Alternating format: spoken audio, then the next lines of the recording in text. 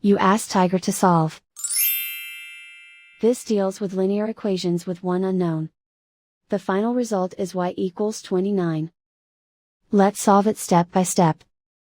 Group all y terms on the left side of the equation. Subtract 2y from both sides. Group like terms. Simplify the arithmetic.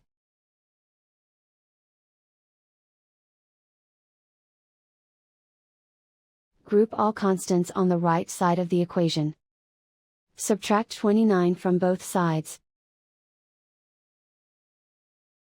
Simplify the arithmetic.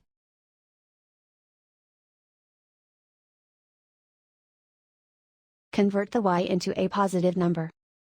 Multiply both sides by -1. Remove the ones.